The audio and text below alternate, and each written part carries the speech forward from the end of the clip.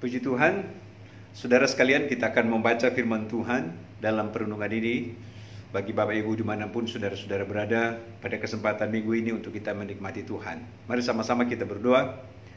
Bapa di sorga, dalam nama Yesus, kami bersyukur untuk kesempatan ini. Kami boleh ada sebagaimana ada.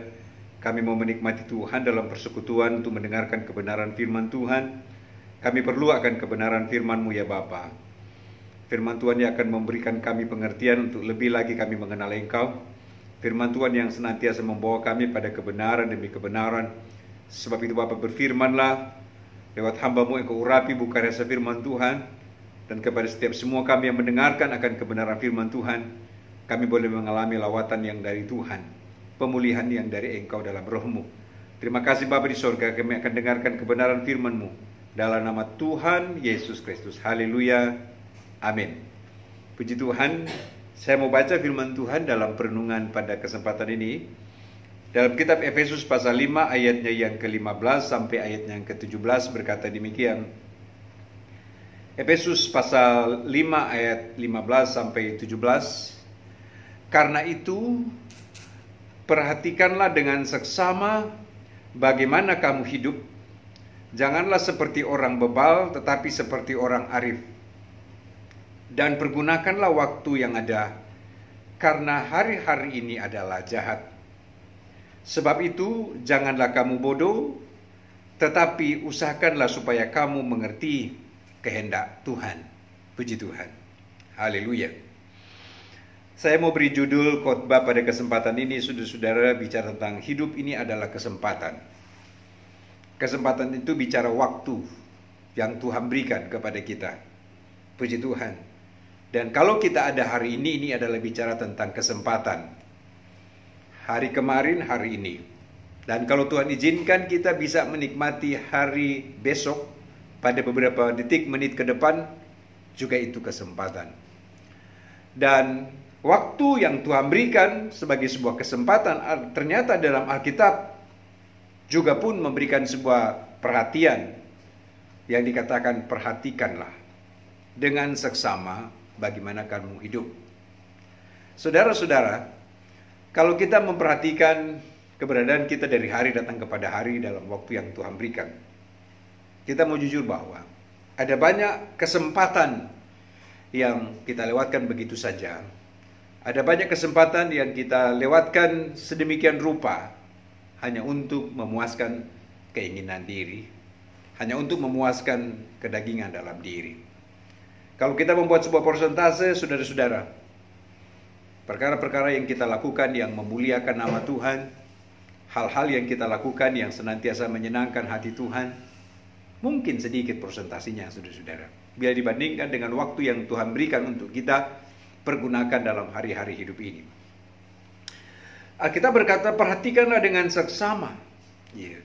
Kata perhatikan di sini menunjukkan satu hal yang sangat serius, bahwa sesungguhnya kesempatan waktu yang Tuhan berikan dalam kehidupan kita memiliki nilai yang sangat berarti. Iya, tentu ada pesan di dalamnya. Iya. Bagaimana kamu hidup? Iya. Sebuah pertanyaan datang dalam diri saya dan dalam kehidupan kita, saudara-saudara. Bagaimana kamu hidup? Saudara, sebagai ciptaan Tuhan, bagaimana kamu hidup? Hari-hari yang Tuhan berikan dalam engkau, bagaimana kamu hidup? Saudara, dalam suratan Paulus kepada jemaat di Efesus di sini, ini dalam bingkai kehidupan kekristenan yang mana adalah untuk memberikan sebuah introspeksi di dalam diri, apakah kehidupanmu itu di waktu-waktu yang Tuhan berikan sebagai sebuah kesempatan untuk engkau jalani, engkau menyenangkan Tuhan atau tidak, memuliakan Tuhan atau tidak, hidup dalam kebenaran atau tidak. Perhatikanlah dengan sesama bagaimana kamu hidup. Maka Alkitab berkata, janganlah seperti orang bebal. Saudara-saudara kasih Tuhan, Alkitab memberikan sebuah gambaran dalam tulisan di sini tentang orang bebal. Orang bebal di sini adalah beda pengertiannya. Orang bebal di sini adalah bicara tentang orang yang sudah tahu tetapi tidak mau melakukan. Itu disebut orang bebal. Iya. Orang yang sudah tahu tapi tidak mau mengerjakannya. Iya. Tidak mau melakukannya. Sesuatu yang Dia sebetulnya sudah tahu, tetapi dia tidak mau melakukannya, maka dia disebut orang bebal. Saudara, begitu juga dengan apa yang kita katakan sebagai sebuah penegasan dalam hidup kita. Dalam hidup kita semakin banyak kita tahu, semakin banyak kita dituntut untuk kita melakukan, untuk kita mengerjakan. Sebab esensi dalam firman Tuhan adalah mengerjakan keselamatanmu dengan takut dan gentar, yaitu mengisi hari-hari hidupmu dengan segala hal-hal yang memuliakan nama Tuhan, hidup yang menjadi berkat, hidup di dalam kasih Tuhan.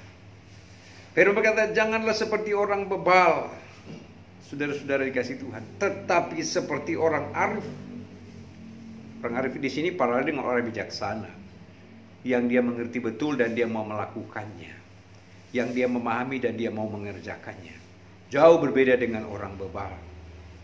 Saudara, kalau ketika kita melihat keluar sana, saudara-saudara, banyak orang di akhir zaman ini tahu tetapi tidak mau melakukannya. Iya, mengerti tetapi tidak mau mengerjakannya. Ternyata kita memberikan sebuah kategori, mereka itu orang bebal. Tapi saya percaya kita mari, seperti apa yang kita katakan, kita mau menjadi pelaku-pelaku dalam firman Tuhan. Amin, saudara-saudara. Ayat berikut 16. Dan pergunakanlah waktu yang ada. Kata pergunakanlah waktu yang ada di sini menunjukkan bahwa kita jangan menyanyiakan kesempatan yang Tuhan berikan. Tetapi kita menggunakan itu dengan sebaik-baiknya. Pergunakanlah waktu yang ada. Saudara-saudara, ada dua dimensi waktu. Waktu kemarin, hari ini, dan hari besok. Ya, hari kemarin sudah kita lewati dan nggak akan kembali lagi. Dan kita ada di hari ini, saudara-saudara. Dan hari besok untuk kita mau menjalaninya. Nah, kalau kita ada di hari ini, kita berkata, pergunakanlah waktu yang ada itu dengan sebaik-baiknya.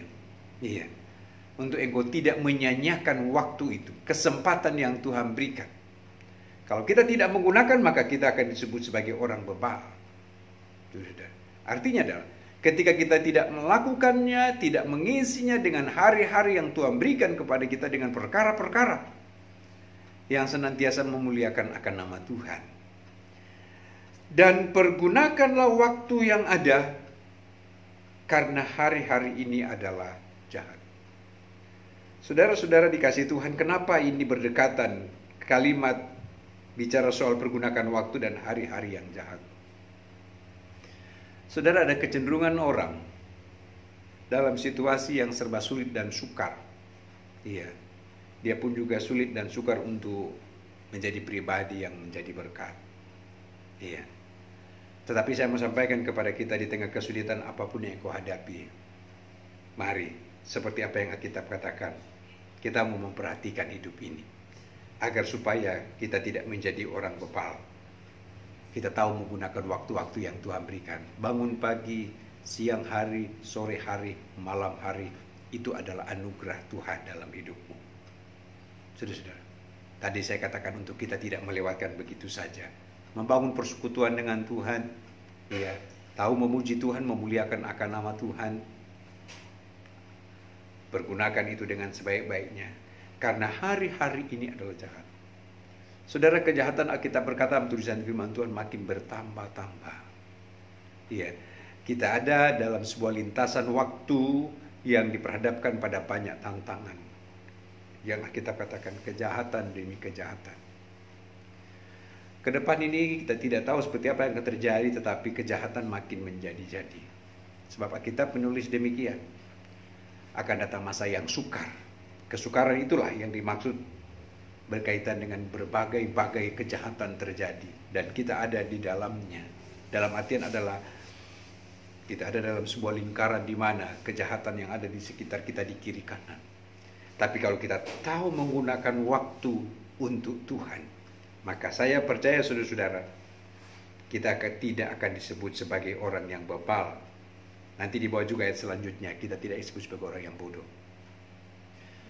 Kejahatan demi kejahatan boleh ada, saudara. Tetapi ketika kita tahu pergunakan waktu dengan sebaiknya untuk Tuhan, maka kita akan menjadi pribadi yang benar-benar memiliki kepekaan untuk senantiasa tahu menjaga diri.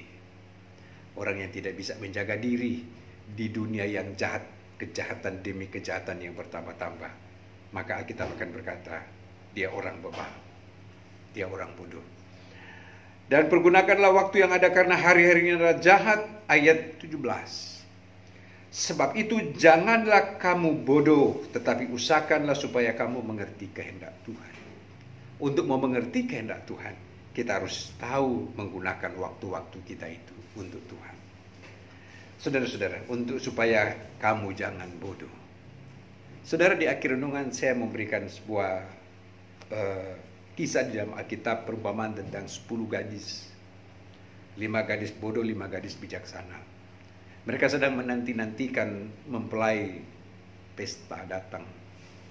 Mereka menunggu sepanjang hari sampai sore dan sampai larut malam. Dan di ayat pertama di situ digambarkan bahwa kerajaan sorga sama seperti seorang yang sedang menanti-nantikan mempelai datang. 10 gadis, yang 5 bodoh, yang 5 bijaksana menunggu sampai pengantin mempelai tengah malam datang. Tapi apa yang terjadi? Dalam penantian mereka, 5 gadis yang bodoh, mereka punya pelita tapi tidak punya minyak. Maka pelita mereka akan padam. Maka mereka pergi mencari minyak supaya tidak padam pelita mereka. Saudara-saudara, 5 gadis yang bijaksana, mereka memiliki pelita dan memiliki minyak dalam buli-buli mereka. Apa yang terjadi dalam Alkitab? Ketika mempelai itu datang, maka yang 5 yang bijaksana, yang memiliki pelita dan memiliki minyak, mereka bisa masuk dalam pesta bersama dengan mempelai. Tetapi 5 yang bodoh tidak bisa masuk dalam pesta bersama mempelai. Dari dalam pintu berkata, aku tidak kenal engkau. Nah, 5 ini dikategorikan sebagai bodoh. Saya coba mencermati kenapa. Karena mereka tidak menggunakan waktu, kesempatan. Saudara-saudara, artinya adalah, saya percaya ketika mereka mau datang, mereka harus tahu apa yang harus mereka siapkan supaya pelita mereka tidak padam. Tetapi mereka tidak memanfaatkan kesempatan.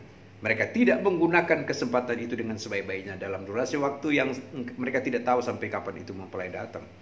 Ketika mempelai datang tengah malam secara mendadak, mereka gerasa gerusu, mereka kategori bodoh. Kenapa? Mereka lalai menggunakan waktu dan mereka tidak bisa masuk dalam pesta perjamuan kawin. Pesta perjamuan kawin mempelai itu digambarkan tentang kedatangan Yesus pada kali yang kedua. Yesus datang pada kali yang kedua, mereka bisa masuk dalam pesta perkawinan anak domba, yaitu mereka yang pada waktu-waktunya sebelumnya, sebelum kedatangan Tuhan, mereka tahu menggunakan waktu. Mereka tidak menyanyiakan kesempatan. Ada minyak dalam buli-buli mereka, ada pelita yang terus menyala. Bicara firman dan Roh Kudus dalam hidup. Sebab itu janganlah kamu bodoh. 5 gadis yang bodoh tidak bisa masuk dalam pesta perjamuan kawin. Sesuai dengan konteks yang saya sampaikan di sini adalah karena mereka tidak menggunakan waktu dan kesempatan. Mereka membiarkan pelita mereka nyaris padam karena enggak ada minyak. Iya. Saudara-saudara, ketika mereka pergi cari minyak, sudah terlambat. Sudah ditutup. Artinya, terlambat, ditutup, pintu kemurahan sudah ditutup. Pintu sudah ditutup, maka berarti sudah tidak ada kesempatan lagi. Saudara-saudara, sekarang masih ada kesempatan. Ada saatnya nanti tidak lagi ada kesempatan. Puji Tuhan, kita masih diberi nafas hidup, kesehatan dan kekuatan, tubuh yang prima, hari-hari yang Tuhan berikan. Ini adalah kesempatan. Mari saudara-saudara, pergunakanlah kesempatan itu dengan sebaik-baiknya. Isilah hidupmu dengan perkara-perkara yang memuliakan nama Tuhan. Kehidupan rohani yang terus bertumbuh, berbuah-buah untuk mempermuliakan akan nama Tuhan. Maka kita akan disebut pribadi yang benar-benar bijaksana, tahu menggunakan waktu. Amin. Tuhan berkati Bapak Ibu, saudara jemaat dikasih Tuhan dimanapun saudara berada. Kiranya Roh Kudus memeteraikan firman-Nya dalam engkau. Mari kita berdoa. Bapa, kami bersyukur lewat firman-Mu. Kami diingatkan kembali hari-hari yang Tuhan berikan dalam kami, agar kami tidak sia-siakan waktu itu. Karena waktu yang Tuhan berikan dalam kami, kami dapat menjalaninya. Biar kami dapat menjalani itu dengan menjadi pribadi yang menyenangkan hati Tuhan. Mengisi waktu-waktu yang Tuhan berikan sebagai sebuah kesempatan untuk menjadi berkat bagi sesama. Mengisi waktu-waktu yang Tuhan berikan untuk kami melayani, kami mengiring Engkau, untuk kami berbuat sesuatu untuk Tuhan. Sebab itu hamba berdoa, lawatlah umatmu, jemaatmu, memberikan kepekaan dalam setiap kami, agar kami tidak sia-siakan kesempatan yang Tuhan berikan. Karena kami tahu suatu saat tidak ada kesempatan lagi, tapi kalau kami masih ada, ini adalah kesempatan.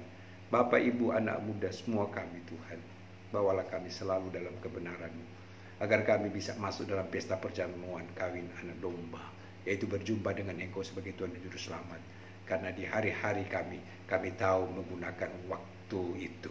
Terima kasih Bapak.